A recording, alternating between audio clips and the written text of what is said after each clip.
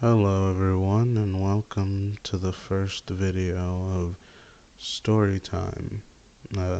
Generic name, yeah, but that's all I can think of right now, so I'll probably come up with another name for it later, but essentially this is just gonna be me reading different stories from r/NoSleep on Reddit.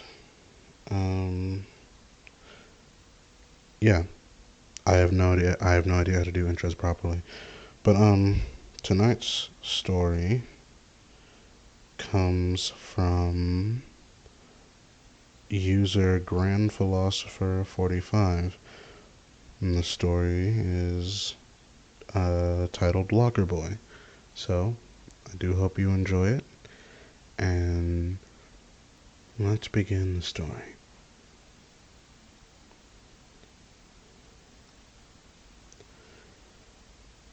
You ever heard of a stuck fetish? It's one of the more common kinks out there. You might have come across it yourself online. If you don't know, it's basically where somebody gets stuck in place and somebody else, well, fucks them. It's not like bondage where you're carefully tied up or deliberately held in place. Stuck fetish content generally plays it off as an accident, like getting your hand caught or trying to go through something that you can't fit. The whole unintentional aspect of the fetish always put a bad taste in my mouth, because it made the sex feel non-consensual, especially since the other partner tends to take advantage of the opportunity to fuck the stuck person without really asking beforehand. Most of what's out there is made for the people who like seeing other people stuck, but there's definitely a part of that group that fantasizes about being stuck themselves, and it's that second type of person that's relevant to the story I want to tell you. Back in high school, there was this guy. I don't remember his actual name, but everyone referred to him as Locker Boy. He was one of those weird kids, specifically the kind with his own unique brand of weirdness. He had this obsession with being, well, stuck. Every opportunity he could find, he'd squeeze part of his body somewhere he struggled to get it out of. Between walls and heavy furniture, entangled branches or shrubs, holes of any kind. I heard rumors that he liked to stick his arm down the toilets in school too. Though how truthful that is, I can't really say. He especially loved places he could get his whole body into. Just about every other day while going from one class to the next, I'd see one of the janitors at his locker, having to open the door and pull him out.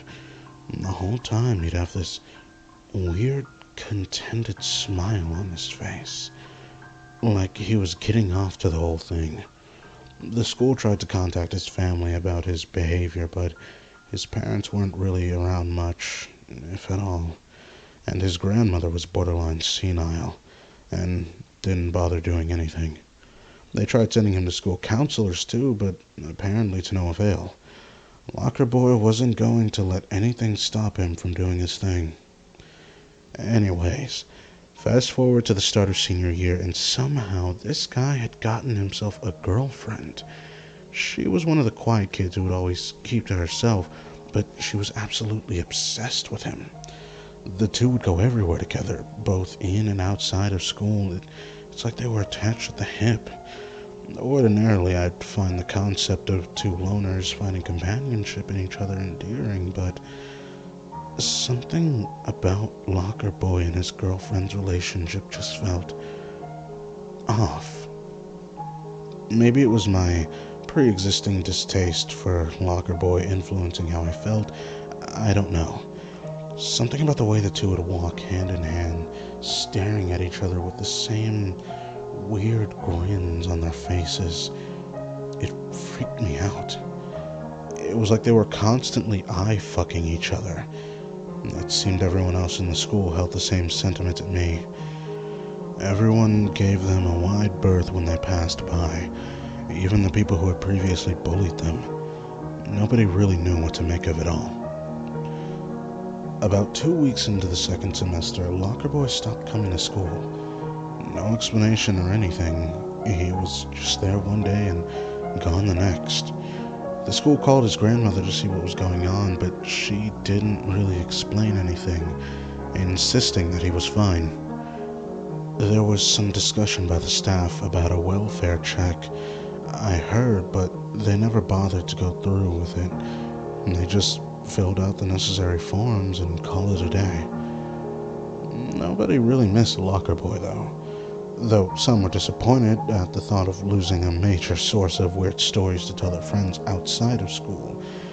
Especially strange, though, was his girlfriend's response, or lack thereof. She didn't seem particularly devastated that he wasn't coming to school anymore, but she never entirely went back to being her quiet, asocial self. Even without Locker Boy, she still always wore that same smile she had when they were together.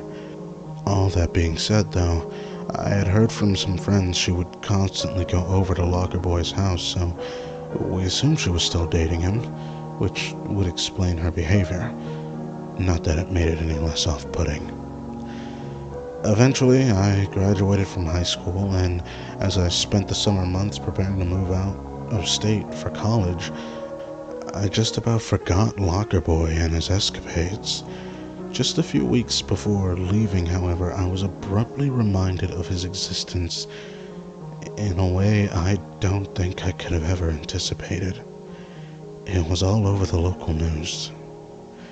Local boy found dead in drawer. Woman arrested for death of boyfriend. Apparently, Locker Boy's grandmother had started complaining about some terrible smell coming from her grandson's room, as well as the huge number of flies around the house. Assuming he had left some food that was beginning to rot in his room, she attempted to find the source of the infestation, but was unable to. She decided to call some exterminators, and when they arrived, they performed a more thorough search of the house to figure out what was attracting all the flies. It wasn't until they opened one of the drawers attached to Locker Boy's bed that they discovered his body, after which they immediately called the police. At first, it was thought that Locker Boy had been murdered and his body hidden in the drawer by whoever killed him, but the autopsy revealed a much more disturbing truth. He had been alive in there for months. Somebody had been taking care of him. At first, it was thought that his grandmother was to blame, but she was quickly proven innocent as she rarely saw him coming out of his room unless he was going to or coming from school. And since his girlfriend was always coming over, she assumed he was fine, though I hear they charged her for neglect. The only other person they thought could be responsible was his girlfriend. After getting a warrant, the police searched her home for evidence, and they found definitive proof on her computer. Hundreds of pictures and videos of Locker Boy, both living and dead, in the drawer. Investigators determined that Locker Boy willingly placed himself inside the drawer, and his girlfriend would visit the house to take care of him, feeding and cleaning up after him. This lasted for several months until he ended up choking on a piece of food, causing him to asphyxiate. Even after that, his girlfriend kept visiting, though. Investigators couldn't determine why. Once his body started decaying, it attracted the flies his grandmother called the exterminators about. The whole situation was horrifying, but perhaps more horrifying were the actual pictures from the investigation that had been leaked online. I knew I would regret looking at them, but I was unbearably curious to know more about Locker Boy's fate. The majority I found were taken by his girlfriend. The first few photos weren't too shocking. They reminded me of when I would see him in his locker, the familiarity of which unnerved me.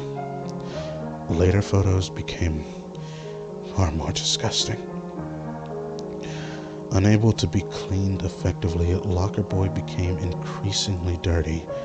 There had been holes drilled into the drawer to remove excrement, but plenty of it still caked itself on his lower body. He also gained a lot of weight over time, presumably because he wasn't moving around much and was largely being fed a diet of junk food brought to him by his girlfriend. His flesh started spilling over the top of the drawer and out of two of the holes, red and chafed, and in later pictures infected and ulcerated. Where it was pressed on by the wood, his limbs and torso were squeezed tighter and tighter together, and eventually his bones and limbs started to bend to conform to his confinement. At some point, his hair started falling out in clumps, giving him this awful, sickly look.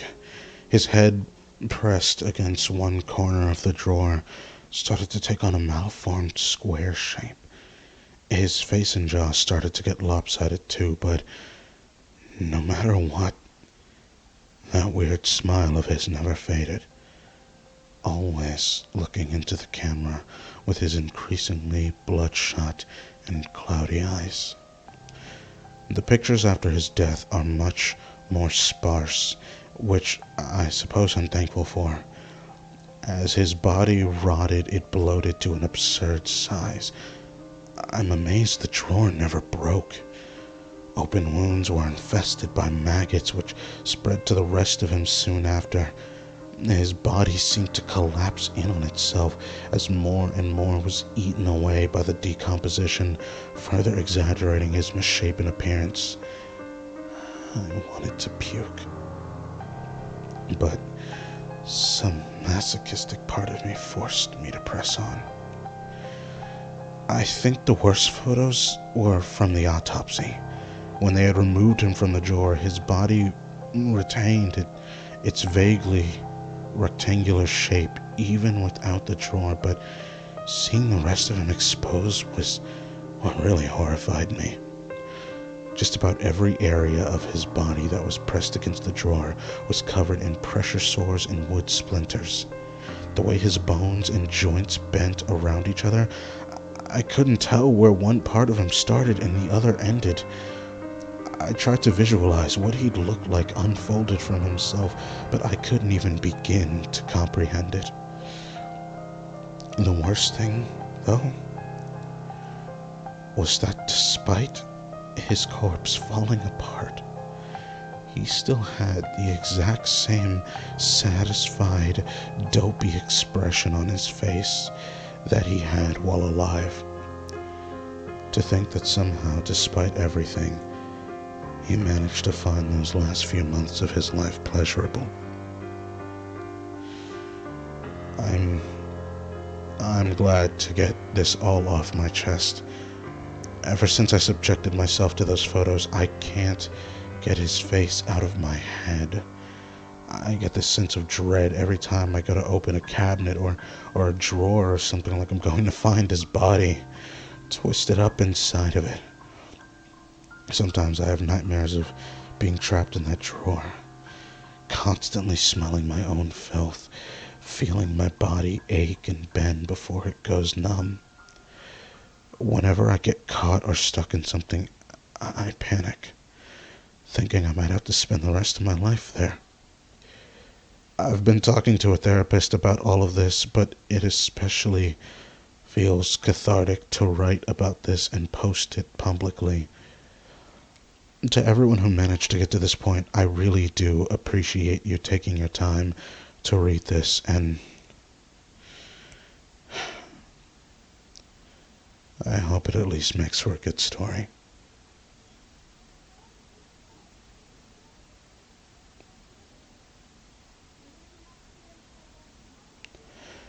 Okay, everyone, and that was Locker Boy by Reddit user Grand Philosopher 45. Did I say Locker Boy? Did I say Rocket Boy? I don't know. We'll find out in post, I guess. But, yeah. Great story. Very disturbing, honestly, but I'm here for it. I do hope you enjoyed it. And if you did, don't forget to like, comment, and subscribe. Feels weird saying that. We've got tons of other content on the channel. This is like the first scary /r/ no sleep story that we put up on the channel. All of our other stuff is mostly just ASMR stuff, but maybe you might enjoy that. So, hope you enjoyed. Have a good day, night, evening, morning, whatever. And we'll see you next time. Out.